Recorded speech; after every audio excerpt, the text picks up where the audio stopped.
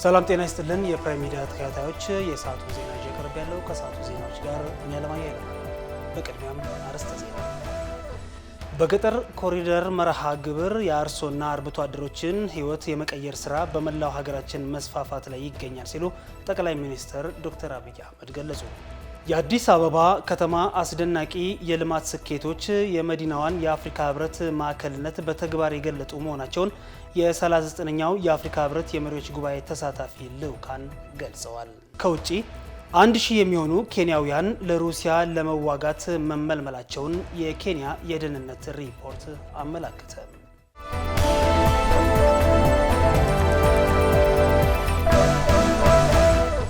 ወደ ዝርዝሩ እናልፋለን።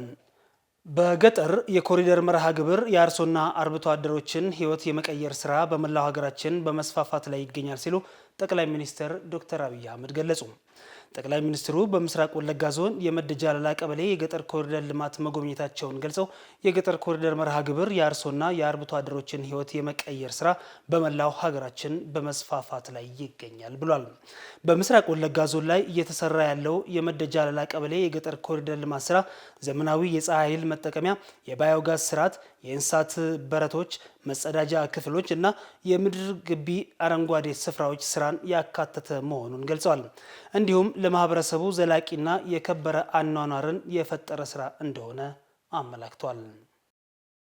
በወለጋ አካባቢ ያየናቸው የልማት ስራዎች ሀገራችንን ለመቀየር የሚያስችሉ ስራዎች ማሳያ ናቸው ሲሉ ምክትል ጠቅላይ ሚኒስትር ተመስገን ጥሩነህ ገለጹ። ምክትል ጠቅላይ ሚኒስትሩ ይህንን ያሉት በኦሮሚያ ክልል በተለያዩ የወለጋ ዞኖች ያደረጓቸውን የልማት ስራዎች ጉብኝት አስመልክቶ በሰጡት አስተያየት ነው። በዚህም ሀገሪቱን ለመለወጥ ከተያዙ 5 ዋና ዋና ዘርፎች መካከል በግብርና፣ በማዕድን ኢንዱስትሪና ቱሪዝም ዘርፎች የተሰሩ ስራዎችን በጉብኝት ወቅት መመልከታቸውን ገልጸዋል። የወለጋ አካባቢ ዞኖች ከለውጡ በፊትና በኋላ በአለመረጋጋት እንደሚታወሱ ጠቅሰው አሁን ላይ ግን በአካባቢው ህብረተሰብ ሰላማዊ እንደሆነና አርሶ አደሮች፣ ሴቶች እንዲሁም ወጣቶች ወደ ስራ መግባታቸውን አመልክተዋል። እየተገነቡ ያሉት የመስኖ ልማት ፕሮጀክቶች የአካባቢውን ጸጋ ታሳቢ ያደረጉ መሆናቸውን ጠቅሞ እነዚህ ሁሉ ሲስተሳሰሩ የኢትዮጵያን ብልጽግና የሚያረጋግጡ መሆናቸውን አስረድተዋል። ከዚህ በፊት ማምረት ብቻ ሳይሆን ያመረትናቸውን ማቀነባበር የሚችል የአግሮ ኢንዱስትሪ ፋብሪካዎች ስላልነበሩም ብዙ ጊዜ በጥሬና አንዳንዴም ተበላሽተው የመቅረት አጋጣሚዎች እንደነበሩም አስታውሷል። አሁን ግን ዓመቱ ሙሉ ማምረት የሚቻልበትና ከአግሮ ፕሮሰሲንግ ኢንዱስትሪ ፋብሪካዎች ጋር ለማስተሳሰር ስራዎች መሰራታቸውንም ጠቁሟል። ነቀምቴ ከተማ በኮሪደር ልማት መቀየሯና ህብረተሰቡም በዚህም ደስተኛ መሆኑን በጉብኝታቸው ወቅት መመልከታቸውን ጠቅሰው ለተደረገላቸው አቀባበልም ምስጋና አቅርበዋል። በቡሳ ጎነፋ እየተሰሩ በሚገኙ ስራዎች የሌላን ሀገር እጅ የማየት ምዕራፍ እየተዘጋ ነው ሲሉ የኦሮሚያ ክልል ፕሬዝዳንት አቶ ሽመልስ አብዲሳ ገለጹ።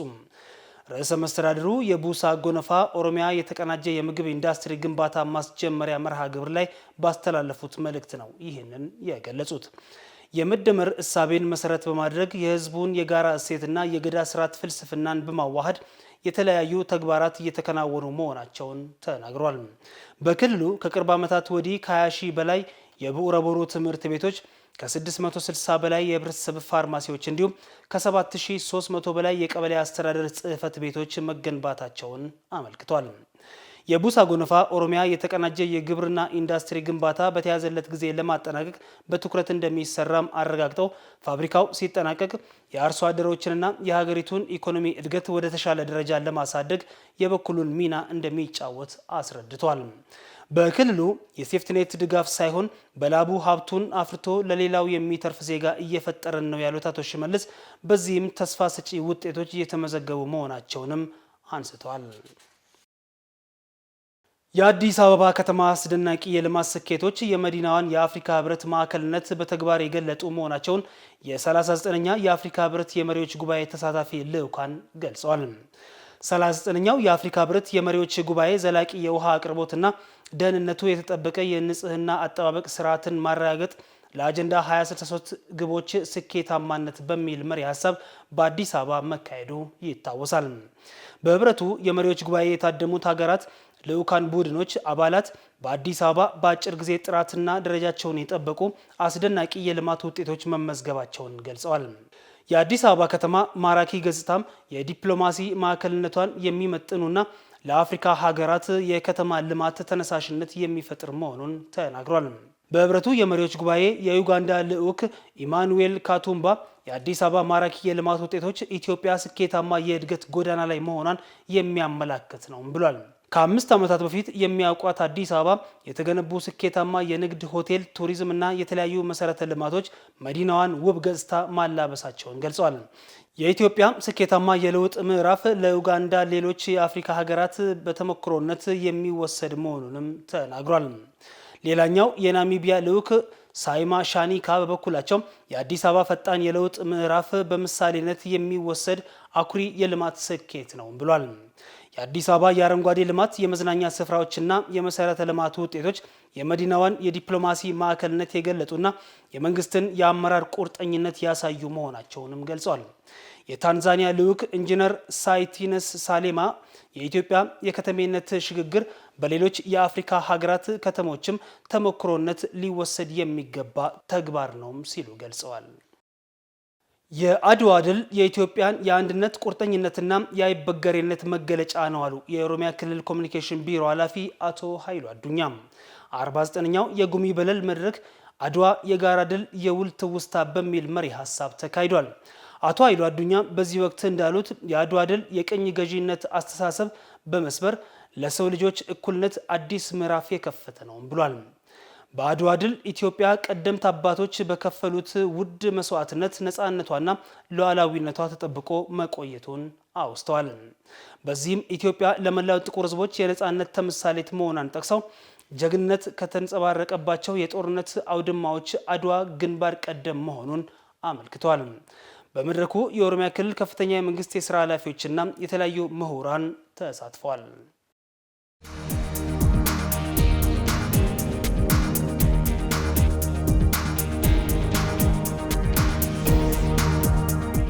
ተመልካቾቻችን አሁን ደግሞ ከመከላከያ ምንጮች ወዳገኘናቸው መረጃዎች እናልፋለን። የመከላከያ ዋር ኮሌጅ እና የመከላከያ ኢንጂነሪንግ ኢንዱስትሪ ግሩፕ አብረው ለመስራት ተፈራረሙ። የመከላከያ ዋር ኮሌጅ እና የመከላከያ ኢንጂነሪንግ ኢንዱስትሪ ግሩፕ በጋራ ለመስራት የመግባቢያ ሰነድ የተፈራረሙት የግሩፑ ዋና ስራ አስፈጻሚ አቶ ጌታቸው ኃይለ ማርያም እና የኮሌጁ ዋና አዛዥ ሜጀር ጀነራል ቡልቲ ታደሰ ናቸው።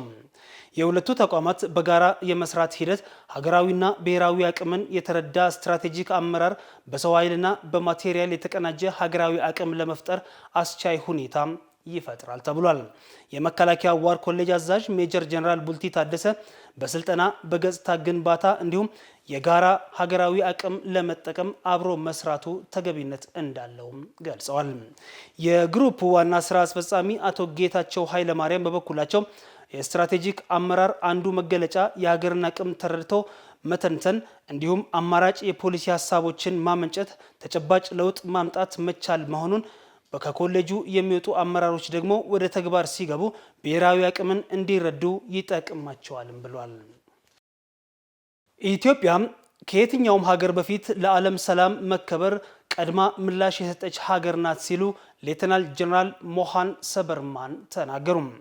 የ21ኛው ሞተራይዝድ ሰላም አስከባሪ ሻለቃ አባላት በ6 ወር ቆይታቸው ተቆጥሮ የተሰጣቸውን ግዳጅ በስኬት ማጠናቀቃቸውን ተከትሎ የሜዳሊያ ስነ ስርዓት በዓል በደመቀ ሁኔታ አክብሯል። በደቡብ ሱዳን የተባበሩት መንግስታት ድርጅት ኃይል አዛዥ ሌተናል ጀነራል ሞሃን ሰበርማንያ ኢትዮጵያ ከየትኛውም ሀገር በፊት ለዓለም ሰላም መከበር ቀድማ ምላሽ የሰጠች ሀገር መሆኗን አስታውሷል። ለደቡብ ሱዳን ሰላምና መረጋጋት የላቀ አስተዋጽኦ እያበረከተች ያለችው ኢትዮጵያ ይህን የሰላም አምባሳደርነቷን አጠናክራ ልትቀጥል ይገባልም ብሏል። የዌስተርን ኢኳቶሪያል ጥብቅ አስተዳደር ጀስቲን ባሪስት የኢትዮጵያ ሰላም አስከባሪ ኃይል የደቡብ ሱዳንን ሰላም ለማጽናት እያበረከተ ላለው አስተዋጽኦ ምስጋና አቅርቧል። የ21ኛው ሞተራይዝድ ሰላም አስከባሪ ሻለቃ አዛዥ ኮሎኔል እንዳለ እሸቱ ሻለቃው በ6 ወራት ቆይታው ተልእኮውን ወታደራዊ ጨዋነት በተላበሰ መልኩ እንደፈጸመ ተናግረዋል። 89ኛው የካቲት 12 ሰማዕታት መታሰቢያ በዓል ተከበረ። የጥንታዊ ኢትዮጵያ ጀግኖች አርበኞች ማህበር 89ኛውን የካቲት 12 ሰማዕታት መታሰቢያ በዓል 6 ኪሎ በሚገኘው የሰማዕታት መታሰቢያ ሐውልት ፊት ለፊት አክብሯል።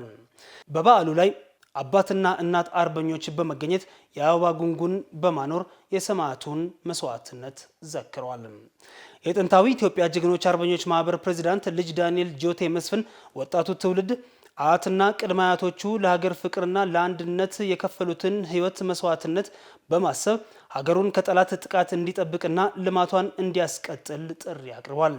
ኢትዮጵያ በየጊዜው በውስጥ ባንዳዎችና የውጭ ጠላቶች ሰላሟን ለማደፍረስና ሕዝቧን አንገት ለማስደፋት የሚደረጉ ሙከራዎችን በልጆቿ ጀግንነት ስታከሽፍ የኖረች በደሟ ታፍራና ተከብራ የቆየች ሀገር መሆኗንም ፕሬዝዳንቱ ገልጸዋል።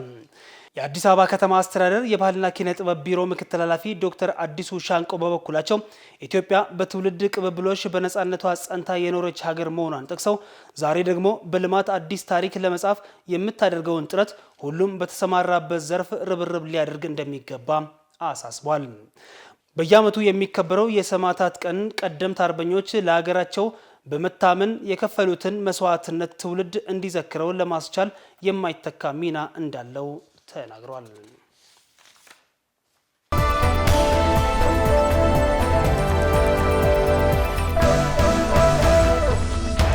ተመልካዮቻችን አሁን ደግሞ ከውጭ ወዳገኘናቸው ዜናዎች እናልፋለን።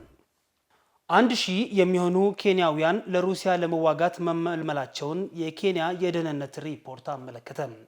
ረቡዕ ዕለት ለሀገሪቱ ምክር ቤት የቀረበው የኬንያ ብሔራዊ የደህንነት አገልግሎት ኒስ ሪፖርት እስከ ጎርጎሪያውያን አዲስ ዓመት ድረስ 89 ኬንያውያን የሩሲያ ዩክሬን ጦርነት ግንባር ላይ መሆናቸውን አስታውቋል። በጦርነቱ ቢያንስ አንድ ኬንያ የተገደለ ሲሆን ሌሎች በርካታ ዜጎች ደግሞ ቆስለው ወደ ሀገራቸው መመለሳቸውን ገልጿል። መጀመሪያ ላይ 200 የሚሆኑ ዜጎች በጦርነቱ ለሩሲያ ለመዋጋት ተመልምለዋል ብሎ የገመተው የኬንያ መንግስት ሞስኮ ኬንያውያን ወታደሮችን መመልመሏን እንድታቆም ይፈልጋል። ሪፖርቱን ለምክር ቤቱ አባላት ያቀረቡት የምክር ቤቱ የአብላጫ ድምፅ መሪ የሆኑት ኪማኒ አቺንጓ ሁኔታውን በጣም የሚረብሽ ሲሉ ገልጸውታል። የመንግስት መኮንኖች መረብ ከህገ ወጥ የሰዎች አዘዋዋሪዎች ጋር በመሆን ኬንያውያንን መመልመልና በጦርነቱ እንዲሳተፉ እያጓጓዙ ነው ብሏል። የስለላ ተቋሙ የስራ አገናኝ ኤጀንሲዎች ከሀገሪቱ አየር ማረፊያ ሰራተኞች፣ የኢሚግሬሽን ሰራተኞች፣ የወንጀል ምርመራ ባለስልጣናት፣ የአደገኛ እጽ መኮንኖችና ብሔራዊ የሰራተኞች ባለስልጣን ሰራተኞች ጋር ምልመላውን እንዴት እንደሚያሳልጡት በዝርዝር አስቀምጧል። የአብላጫ ድምፅ መሪው የመንግስት ተቋማት በናይሮቢ ከሚገኘው የሩሲያ ኤምባሲ ባልደረቦች ጋር በመመሳጠር እንደሚሰሩና በሞስኮ ከሚገኘው የኬንያ ኤምባሲ ምልምሎች የሩሲያ ቪዛ እንዲያገኙ እርዳታ ማቅረቡን ገልጿል። ሐሙስ ዕለት በናይሮቢ የሚገኘው የኬንያ ኤምባሲ ባወጣው መግለጫ ውንጀላውን አደገኛና አሳሳች በሚል ውድቅ አድርጎታል። ዘገባው የቢቢሲ ነው። እንግዲህ ተመልካቾቻችን ለሰዓቱ ያዝናቸው ዜናዎች ይህን ይመስሉ ነበር። ከቀሪ የፕራይም ሚዲያ ዝግጅቶች ጋር መልካም ቆይታ